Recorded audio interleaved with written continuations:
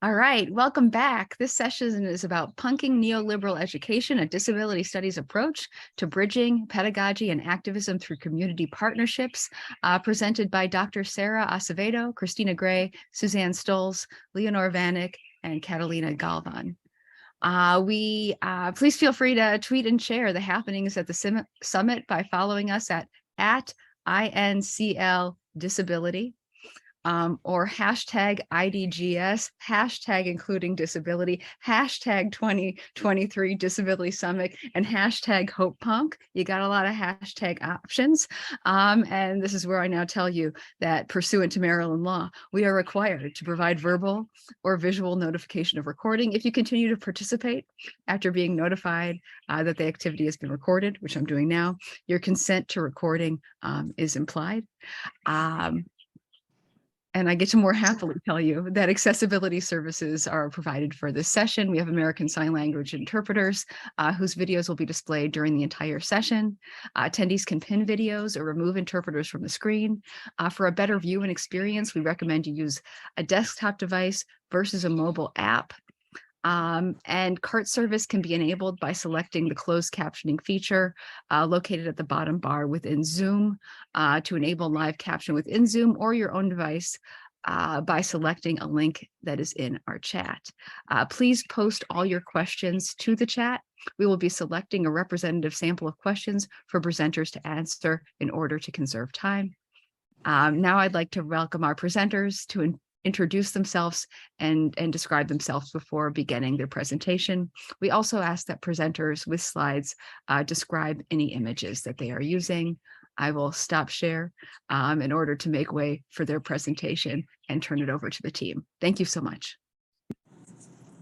Thank you, Dr. Shu, so much. So glad to be here. My name is Sara Maria Acevedo.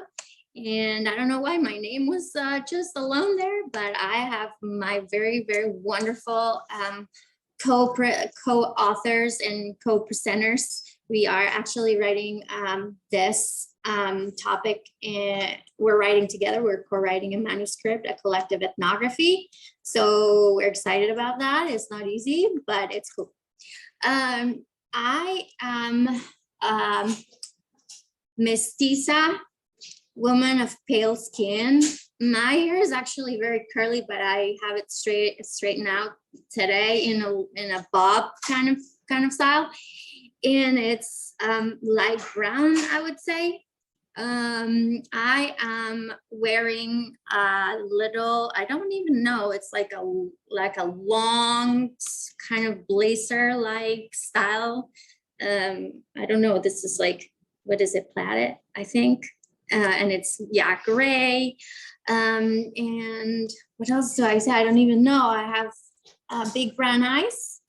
And I think that's about it. I am a professor, assistant professor of disability studies at Miami University, which is not in Florida, it's in Ohio.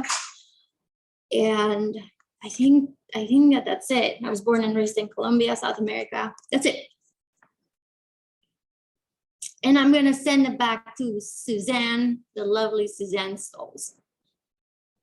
I am Suzanne Stolz, and I am a white woman with short brown hair with a black and white and gray sweater. My background shows really colorful flower fields. And I'm glad to be here. Glad to see you all. I'm gonna ask Chris to go next. Hello, my name's Christina Gray. I use they, them pronouns. I'm Asian American with like fair skin. I wear glasses, and currently my hair is a little longer than shoulder length. And I have dark black roots, and then the tips of my hair are light orange. And I'm wearing like a little orange sweater, and the background is sort of just like white walls with like a poster to the left of me. And I am a junior social work major at Miami University. And I will send it to Catalina. Hi, everyone. Good afternoon. My name is Catalina Galvan. My pronouns are she, her, hers, ella. My visual description is I have long black hair with bangs. I wear glasses. I'm wearing a white blouse and I have a white background behind me. I'm a light-skinned Latina. And I am board treasurer for the National Coalition of Latinxes with Disabilities. And I'm excited to be here. I will hand it over to Leonor. Hi, good afternoon. My name is Leonor Vanik. I am mestiza. My pronouns are ella, she, her. I'm wearing dark glasses. Hair is kind of golden rodish orange and it's wavy. There is a TV in the background, orange walls with a little metal bird and I guess a nuclear-ish type of painting with lots of colors on there, and really happy to be here. And I am the board president for the National Coalition of Latinxes with Disabilities. Okay, thank you everybody for your intros. And now I think let's take it away with the slides. So we really love the title of this conference, Hope Punk. I don't know, it's just such an amazing way of capturing what the world needs, you know, in terms of our localities and just the state of the world, and just thinking about globalism in general and how to punk that, and our relationships and transnational circumstances and, you know, kinship. And so we decided to actually punk or think about punking neoliberal education. So neoliberalism obviously being a huge part of late capitalism and how we've been contributing to that beast, and how also we've been fighting against it, against and beyond.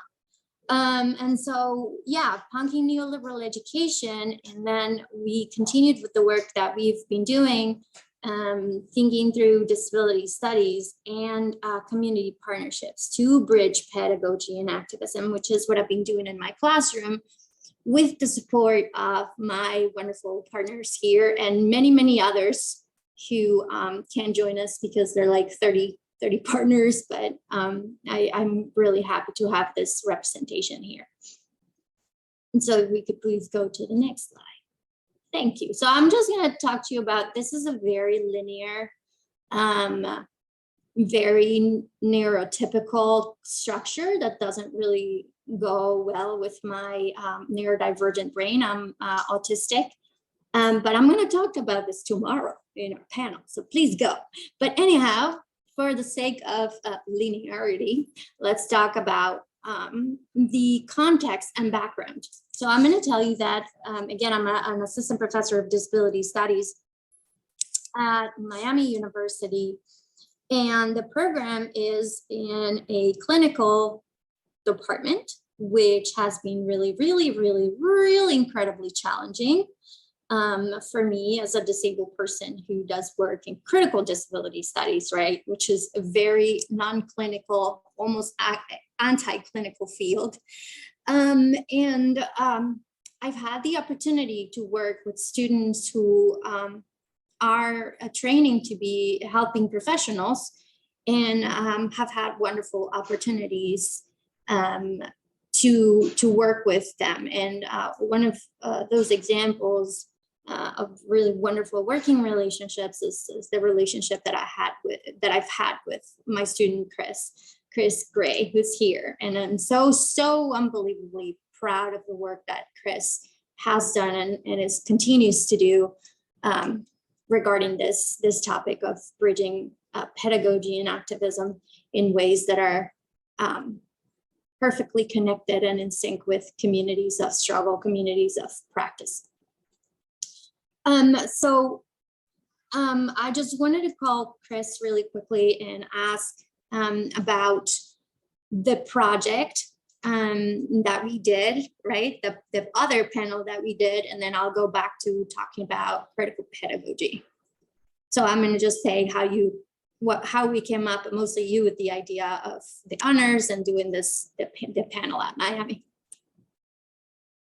Yeah, so I'm an honor student at Miami, and we have the opportunity to sort of petition different experiences to get our honors credit fulfilled. And so I reached out to Dr. Acevedo and asked if she was interested in doing a course extension with me, because I was in her Intro to Disability Studies course after taking previous courses with her. And I approached her, and then we discussed, you know, what we wanted to do, paper, presentation. I told her that I was looking forward to like presenting more instead of like writing. And so she suggested that we do a little presentation with each other. And it was for, I believe, Disability Awareness Week at Miami University. It was one of the panels being held. And so we wanted to focus on solidarity between like community partnerships and connecting that to critical education, like the bridge between critical education and activism. And so I reached out to community partners that I've worked with in the past, because I've taken about like 3 classes with her, and each course is very involved in community. So I reached out to a variety of people I worked with, Dr. Stolz being one, Catalina and Leonor being other ones, and then our other partner who presented with us couldn't be here. And so that's what we did. And then we talked about our experiences working together and some issues and like key aspects of their own organizations that have connected with this topic. Thank you so much. That's a wonderful, wonderful summary. Thank you, Chris. So the project that Chris is referencing specifically came out of, the teachings of Paulo Freire, and also, Black feminism, and thinking about critical pedagogy as a way of thinking and expanding the idea of education. What is education? Where does it live, right? What are its current boundaries and limits, and where has it lived, right? And who are the people who have actually led struggles to educate, quote unquote, the masses, right? And we find that most of those struggles have been outside or beyond the classroom, right? And because obviously neoliberal education, or the corporatization, oh, that's a hard word for me, of education has been fully, confined to higher education institutions and charter schools, and it's, more educational work that happens within communities is really not considered, quote unquote, real education, or quote unquote formal education.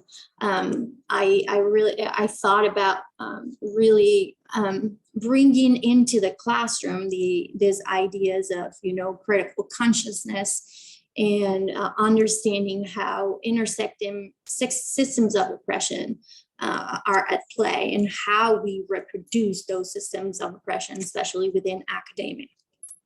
And so I went through the route of, how the professionals and the helping professions, the applied professions, have unwillingly perhaps, or willingly, I'm not going to judge that, inflicted harm on disabled people, the disability community, through their practices, right? And that is mostly due through a lack of critical consciousness and a lack of engagement with community, right? And because I've been teaching students in the applied professions, like Chris, who's studying to be a social worker, I thought that a really good way of incorporating that element of not only talking about community, or peppering my syllabus with disability justice, which is actually pretty much my syllabus, but actually doing something about it, right? Because disability justice is not only a set of principles, it's actually an action-oriented praxis, right? Methodology is a way of living. I thought about not using, but what's the word? Establishing, or not establishing, because I already have those connections, but connecting my students to all of my to my network of practitioners and disabled practitioners and scholars, so that they can form a reciprocal relationship in where students get to practice and understand the concepts that they've been learning in the classroom in action, right? With a component that is you give back to the community, right? You know, only come, parachute, learn from the community, take from the community, and not give back, right? But actually you immerse yourself in the community and give back. So the idea behind this partnerships was to discuss and talk to many people in the disability community, both practitioners and community scholars and educators, to talk about, you know, what projects are you working on right now, right? You know that disability and the arts, for instance, is way underfunded, right? And so there's a lot of things that one or two people have to take care of. And so the projects take forever to come to fruition. And so what can students contribute to those projects, right? That can be meaningful to this colleagues of mine, to this, you know, comrades of mine. And that's how these partnerships were formed. And they've been going strong now for 3 years. And the students have benefited immensely from these partnerships, and the partners will speak for themselves in a little bit, some of them. And so another element of that is really to punk neoliberal education, right? So it really focusing on the critical aspect of, you know, Frere's pedagogy and Lord's writings and bell hooks and teaching to transgress, right? Teaching to transgress capitalist and neoliberal discourse that really runs rampant in education today, where students are indoctrinated, right before they come to college or the university, in schools with, you know, the standardized testing, to be competitive, to compete, and to really subverting competition and cultivating solidarity and reciprocity instead, right? So it's really working with community and being responsible for project. Can you go back, please? Going back, being responsible for those projects, which are not a joke. And I was very, very serious about this. And I said in the beginning, these are not like fun projects that you do on campus with your peers and, you know, you're great at stage, sure, but in the outside, people's lives are at stake. So there's a huge difference between a grade and people's lives, right? And so through that, the idea was to move students away from this idea or feeling that the need to compete and be the best, because that causes tremendous strain and tremendous, you know, mental health struggles. That, you know, mental health struggles is what they're, you know, these so-called crises on campuses are being labeled, right, through DEI initiatives. And DEI, I mean diversity, equity, and inclusion initiatives, which are now being packaged as part of this neoliberal education agenda. And so really presenting the community, the classroom as a liberated community space, right? Blurring those lines without glossing over power dynamics, right? Between access to community, to education at a higher education level and community leadership, right? And then, so overall is this idea of teaching to transgress boundaries of this neoliberal corporate schema, which of course is successful within white normative institutions, right? So the intersections of, you know, race, disability, gender identity and expression, class, or socioeconomic background, nationality, citizenship, religious practice, political affiliation, so on and so forth, right? Takes another meaning when the emphasis is on decentering, right? Those dominant epistemologies, right? Decentering colonialism and opening students to a newly emergent consciousness, right? Critical consciousness through Paulo Freire and this new emergent consciousness that I taught them through the work of Gloria and Saldúa, right? And these are, again, rooted in solidarity, reciprocity, and mutual aid. And through that, again, opening disability studies and moving away, opening and moving it away from its mostly white history, right? White-centric, ethnocentric, and opening the experience of, you know, the disability experience and understanding it through a transnational lens, right? And that can be done, again, through a critical curriculum that prioritizes anti-racist, anti-ableist, anti-colonial, and anti-capitalist pedagogies, which are the ones that are happening beyond the classroom. So only through these partnerships is, I believe, in my opinion, that the decentering of colonizing epistemologies can happen or can take place. Next, please. So here we have some images. We did add all text, but I will briefly try to describe them, although English is not my first language, and sometimes image descriptions present some challenges for me. But so the first image, we have a light bulb in the middle. It's like a concept map of sorts with a light bulb in the middle, and the text at the center of the light bulb says competitive advantage. And then it has like little lines shooting out, and some of the words are consumer marketing. I don't know, the other ones are so small, but basically subverting competition. It's kind of like a marketing concept map.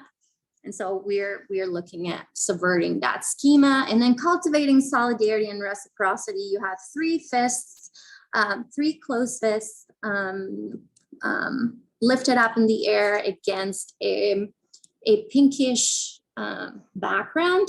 And then the last one is it's a connect classroom and community. And I think, Suze, you did a really great job at adding an image description to this. How did you said it was I can't describe this very well.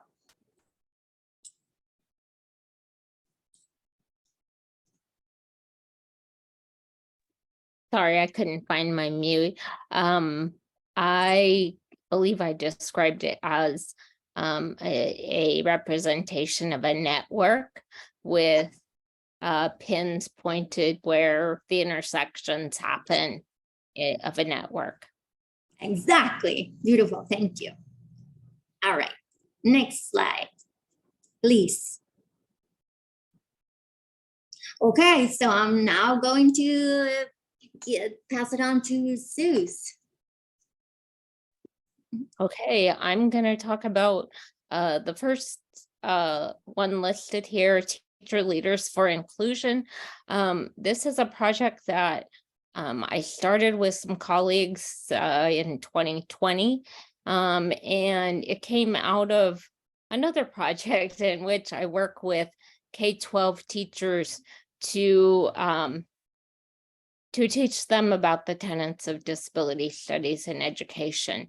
And so this project it creates resources for teachers.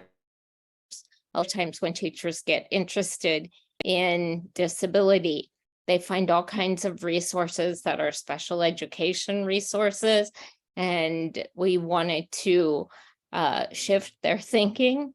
And so students who partnered with us helped us create an ongoing list of children's and young adult books in which Miami students assessed books for ableism and wrote recommendations for the site using a critical disability studies lens. So yeah.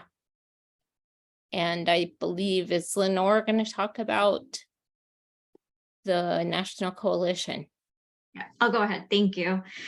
All right. So thank you. Hi, everyone. So Leonor and I are from the National Coalition for Latinxes with Disabilities, otherwise as known as CNLD.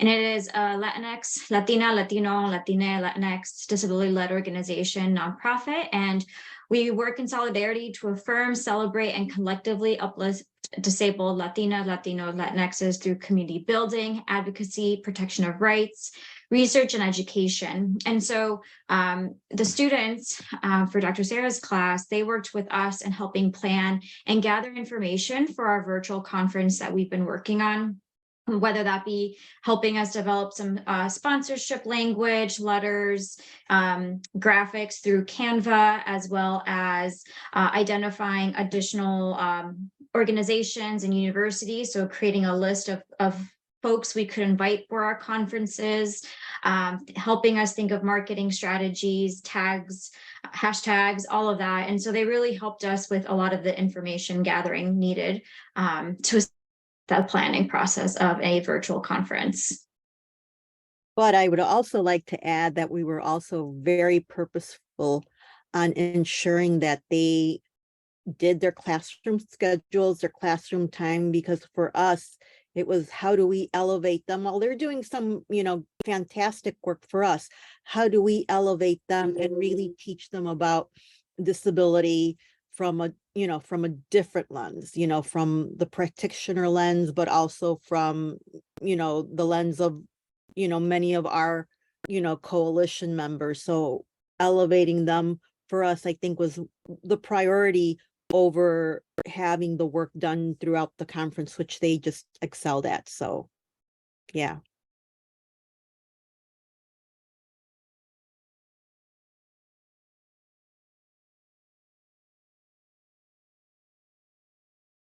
I think this is you, Chris.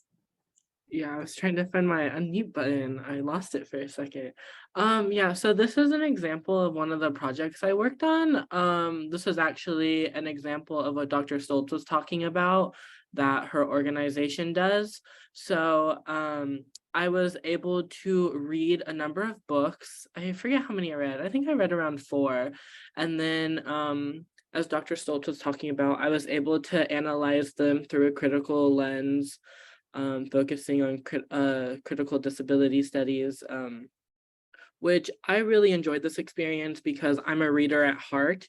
And usually I just read for fun, but actually like sitting down and analyzing the context and seeing looking at intent versus impact, because the authors might have set out, with the intent for this to be, an educational book with, truly holistic disability representation. But at the end of the day, it might have sent a mixed message, or could have been more harmful than helpful, that sort of thing. So I was able to write reviews on them that was published on their websites, but a little bit more went into it. We had an Excel document that the students who were collaborating on this project had access to, and we had to, critically analyze it and write about the message that it offers about disability and whether or not we could truly recommend it or not. I know a couple books I read, they were a no for me, but these 2 books that I read ended up being yeses. I thought they were really educational and also fun for students to read. So this is just a little example. And also, if you want to scan the QR code, it takes you to Dr. Stolz's website.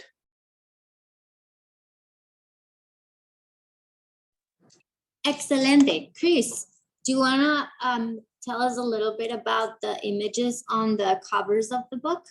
Oh yeah, sorry. No, So that's- at the top right of the photo is a book called The Gentleman's Guide to Vice and Virtue, and the title goes down the entire cover of the book.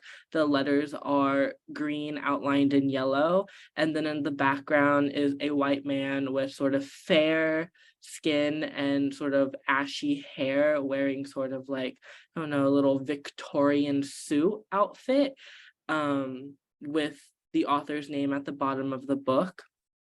And then down at the bottom left of the screen is a photo of the cover of the book, Six of Crows. The title is in the center of the page in red lettering. And in the background is a black silhouette of a crow wing, and with sort of a cloudy background behind the wing. oh my God, wow. That was excellent.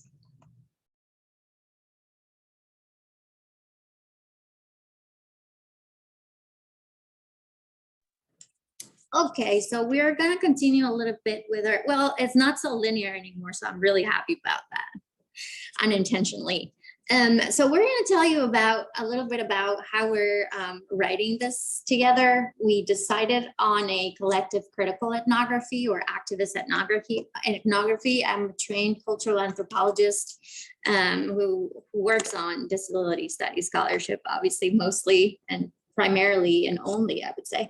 But yeah, obviously I incorporate anthropology, cultural anthropology, but especially activist anthropology. So we decided to go with a critical ethnography, taking feminist principles in anthropology, which really emphasize on the need to decolonize ethnography, right? To really understand the torturous past of anthropology and its contributions, very direct and very, very important to the colonial project, and actually to punk ethnography and to center the experiences of racialized, gendered, and disabled subjectivities, always turning to the communities, the most oppressed communities, and to their leadership, which actually is obviously one of since invalidated disability justice crucial principles, right? And so so we're using ethnography to reflect a commitment to anti-colonial, anti-racist, anti-capitalist praxis-oriented research in support of disabled knowledge holders and producers, of course. So holders are producers, and we're aligned with broader struggles surrounding disability justice. And here again, primarily the principles of intersectionality, cross-movement solidarity, and leadership of the most impacted. And then we tell you a little bit about the data that we're using, which you already, kind of had a peek back. And so kind of had a peek of. And so we are using course content to do this. So for instance, Chris is, we organize the manuscript around questions. So we're all dialoguing with each other through questions that we all chose. We all created them together. So the manuscript's design is collective also. And so we're using course content to allow for collective memory reconstruction. So between Chris and I and myself, and then obviously between Chris and the partners. And we're obviously using, sorry that I keep saying obviously, but sorry. So personal lived, I also should stop saying sorry for everything. Personal lived experience, grassroots practice, and the scholarly literature. And our ethnographic material consisted primarily of notes from our group meetings, which we continue to have. And those include discussion and analysis of course content, right? Community projects, collective memory reconstruction, like I mentioned, and our debriefing sessions. And again, we present these findings in a dialogic form, And we focus primarily on 3 key points, and those are self-reflection, our shared experiences, and then future avenues for action, which we have still not gotten that far. Next slide, please. So we're going to give you a little sample of what we've been working on. Chris, would you like to take this on, or would you like me to continue with this? Whatever you want. No pressure at all. You can continue and then I can jump in. Oh, cool. Yeah. So I'll read the questions and then the partners have some wonderful insights to share. So the first question that we came up with, and we came up with tons of questions, right? And we shared many more questions in the other panel, but we had to boil it down, right, for the paper, because we can't really go on and on and on the paper. And so the first one was, how has your lived experience influenced your commitment to disability justice? How does that commitment manifest in your research, pedagogy, and community practice? And so the first one, I think, Suzanne and I collectively discussed, but then Suzanne really took the lead on continuing that point. And so it's the recognition of grassroots communities' autonomy, which then encourages leadership of the most impacted, and then this commitment to action in solidarity. Suze, do you want to say something about that point? I guess I just think about this in thinking about my own experience and how I often talk to people about how they come to think about disability and what their experience has been. And when I look at my own experience, I think about how being part of a community is really what engaged me in wanting to do the work, and seeing that it was more than just something that would impact me, but would impact the larger community. And also feelings of knowing of spaces where my voice hasn't been listened to or hasn't been asked for or seen.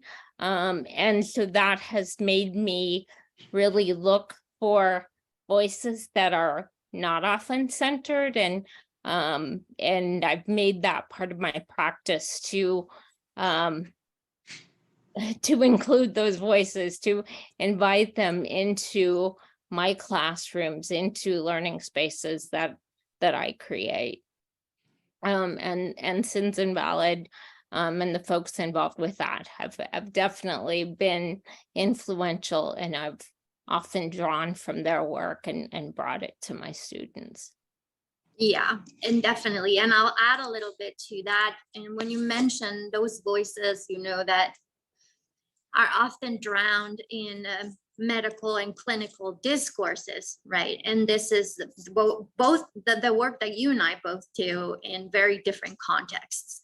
And so you do it by infiltrating a certain discipline, and I do it by, you know, infiltrating students' minds with, you know, critical disability studies content.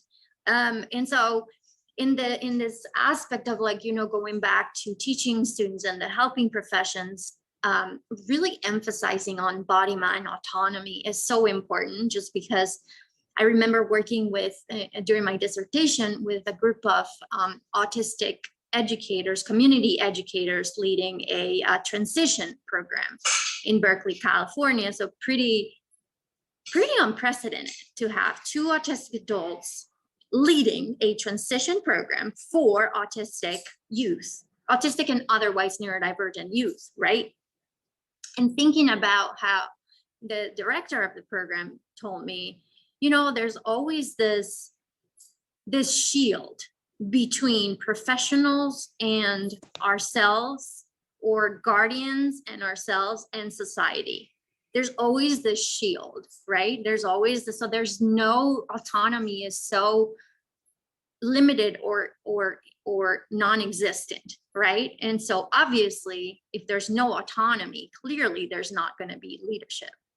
And the most impacted are obviously, just never mind my obviously, are most of the time, or 100% or 99% queer, trans, disabled, BIPOC, right? So it's just, it comes back to this whole idea of sins invalid, liberating, collective liberation through artistic performance and through mutual aid and solidarity, creating what P.F. Samara Singha calls networks of care, and dreaming disability justice through these networks of care that are so far beyond the human rights or rights frameworks and recognition frameworks, which are really based on legislation and policy and government negotiation, right? Like, recognize me as human, right?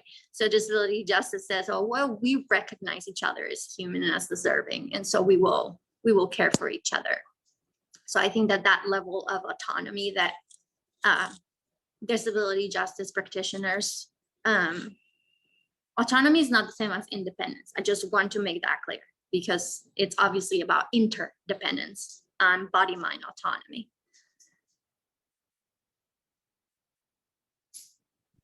I don't know who I forget who wrote the next one. I forget. Anybody can take it. The next point. I don't even know how we're doing on time either. So I think we have just 15 minutes, and so I think we have a lot that we could share, but I don't know that we'll get to every point. yeah, I don't think so. Whomever, what everybody just please say what we should cover. That's really that everybody wants to cover, because it really is important. So why don't we go to CNLD, some of CNLD's points, so that they also get a chance to discuss. So there's a point here about allies on Latinx critical disability praxis. And we can discuss this whole idea of allies between, accompliceship versus allyship, which is what we discuss in my classroom. CNLD, you ready to go?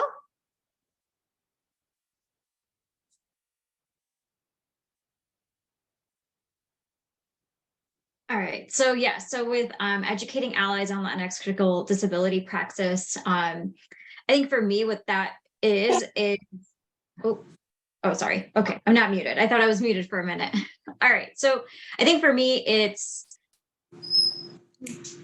sharing our lived experience as disabled Latinxes or allies with families who have disabilities, and being able for them to understand and work with us based on those lived experiences. And that's kind of what I take from that bullet point. I'll let Leonor continue with Latinx critical disability.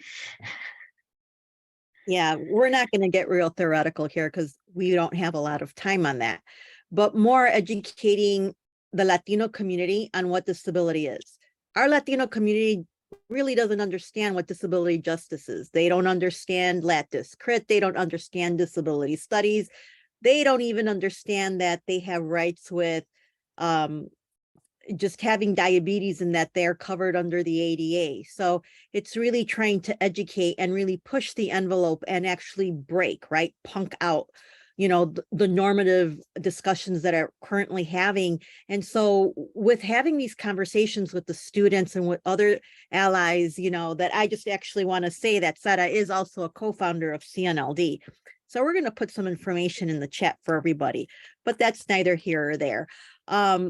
But really having this understanding and give and take and really trying to push the envelope and have these conversations so that they're uncomfortable and that they're messy, because life is messy, disability is messy, and how do you kind of work around that, and how do you you know, start having these conversations on anti-colonialism, even within disability studies, having, you know, colonial tendencies on other disabilities and other, you know, rights and different views. So I think, you know, it kind of ebbs and flows. So with that, I think we should go to the next slide because we got just a couple minutes.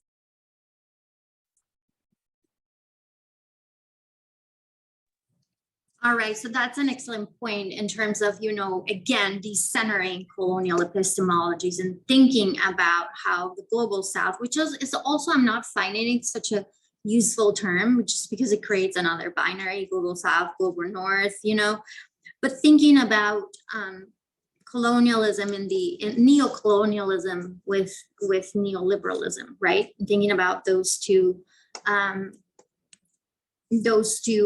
frameworks and how much do mestizo, Latino communities get to know, Latinx and Mestizax communities get to know about disability or disability studies or critical disability studies, given the dominant epistemologies that have, right? Have led the conversation about disability as a form of culture, right? So there is not a claim of culture everywhere about disability, right? There is no claim of disability as culture in places where disability is brought about by war, by violence, right? And so that is what brings us transnational approach to disability that decenters that white-centric colonizing approach. So here our second question was, how has disability studies course content, exposure to intersectional analysis and disability justice activism influence your course of study and future practice? How have critical education and integral teaching practices such as cooperative learning helped inform your work with community partners? I think I'm looking at someone named Chris here. Yeah, so I don't know how many people know about like the history of social work, but social work was sort of founded by, you know, systems of charity with that white saviorism perspective. And, you know, the majority of our field is still primarily white. So I think, you know, it's important to acknowledge the harms that our helping profession, specifically in my case, social work, has contributed, because we have that view of disability being a deficit in the past, because we look at like sort of that medical perspective, and even like within the disability rights movement, the social work national council wasn't a big part of that, because there were some like conflicted viewpoints, because social work is very big in sort of case management instead of so for example, like when independent living picked up, social workers didn't really know what to do, because of the whole like we sort of prescribe care and treatment plans and are sort of like very much involved in that. And then also like the second bullet point, so emphasizing humility and power imbalances, especially like with the populations you're working with, it can be difficult to people to recognize that you're a part of the system, you're playing into it. So by just being a social worker, you're contributing to the harm that these, you know, institutionalized isms are contributing to, and it's difficult to balance that while also trying to build rapport and a relationship with your client, especially recognizing all the sort of like resource barriers. And it can be difficult to sort of like, you know, as a social worker, you like see the barriers you're dealing with, but then also trying to recognize the harm happening to your clients. So yeah, that's what I had to say. I love it. Suze, do you have anything to add here? Not specifically on this part. I wondered if I should go to the next slide. I want to make sure that CNLD doesn't have anything to add here. You know, I think we should just go on to the next slide. All right, we have people, make sure you have our sites, and you have our contact at the end. If you have any question, I don't want to volunteer anybody else, but I volunteer myself if you want to reach out. I'm sorry you have to run through these. We have tons of things in here. Okay, let's go to the next slide. All right, what barriers have hindered your activism within academia and the nonprofit sector like CNLD, and what creative strategies have you employed to circumvent them?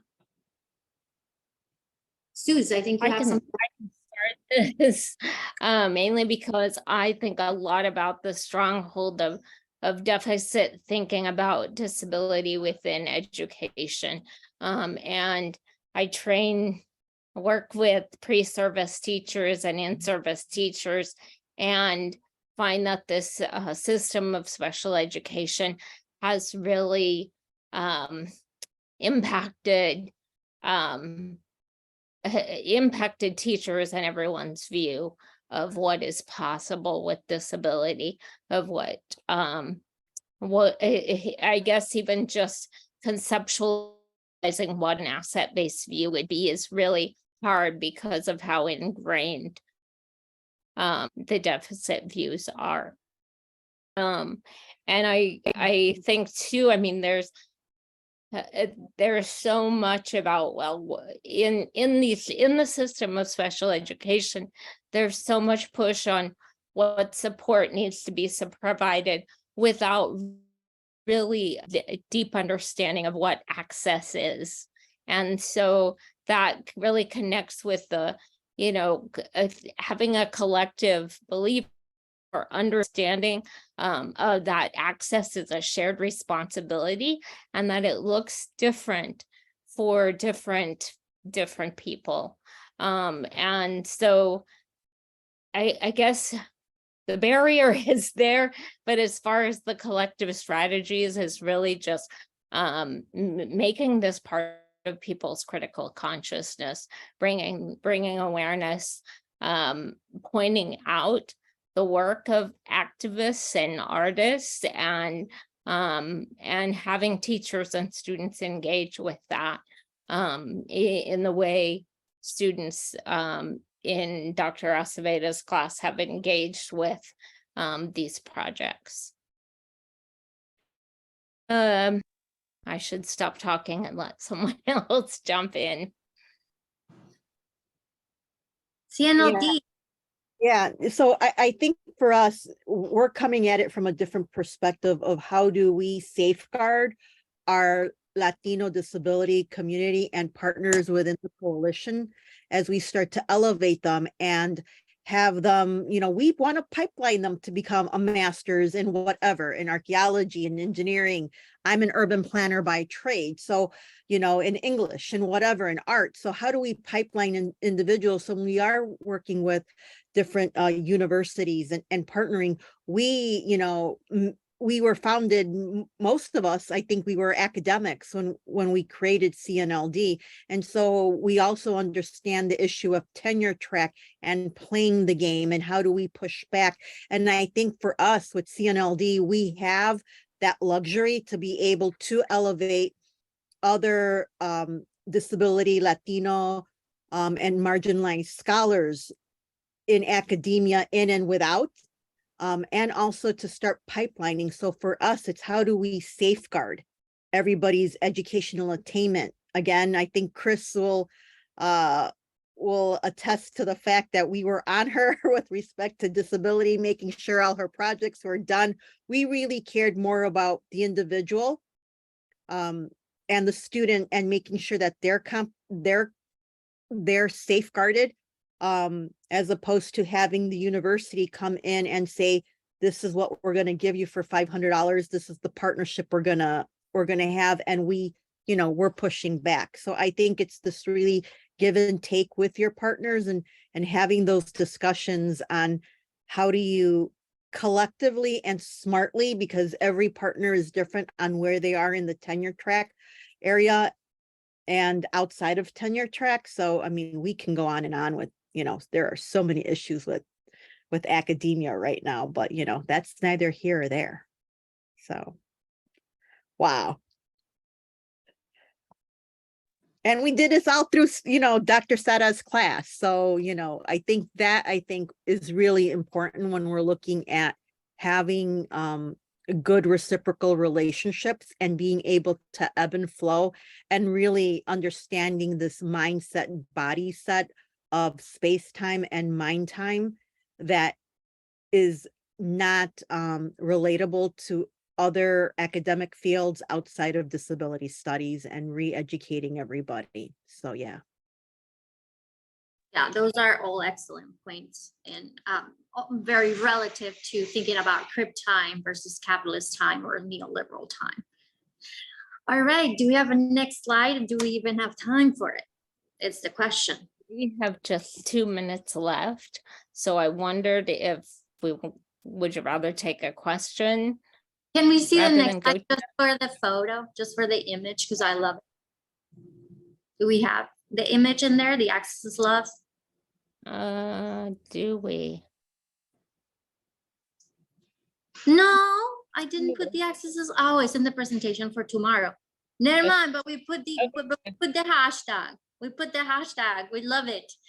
Yeah, it would be a good idea to take questions now if people have questions. And so sorry, there are more questions in there if you want to take a look. And again, you want to reach out to me, I volunteer myself, please do.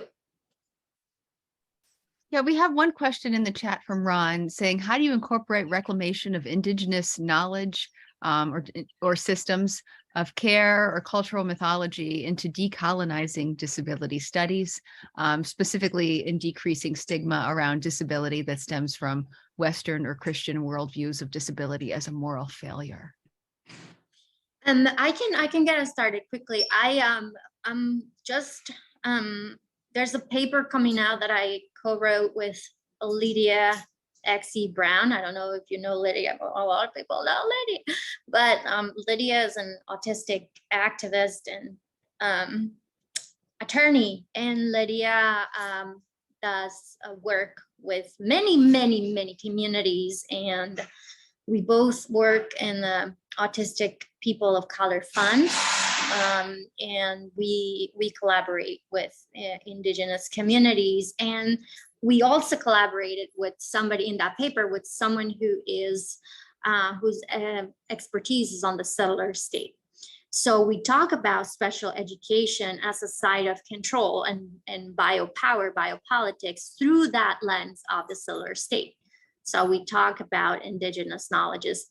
However, I think that there is a big gap. There are many scholars who are working on indigenous knowledges and disability studies, but they're not very well known. One that I know is very well known is Susan Birch. And there's a recent issue. I can't remember the name right now. So there is work underway, but there's certainly not at the center. I think that there's work to do within the Latinx and Mestizo communities in bringing out, of course, our ancestry and obviously centering indigenous and native scholarship. Basically, I'm not answering your question because I don't have the answer, but I'm just offering what I know is happening. Anybody else want to contribute? Sorry, Ron, I really don't have a better answer. Oh, there's a question about what the best way to reach you is. Is it possible for you to put your email in the chat? Oh, we didn't put the contact info? It might not be on a slide that you've displayed for very long, but that was the question. Yes, absolutely. I'm going to put it in there right now. And we are over time now, and we should thank all of our speakers. Thank you so much to this whole team. This was such a rich presentation. Thank you. Thank you, Dr. Shu. Thank you. Oh, I see people are putting their emails in the chat. All right, great. Thank you.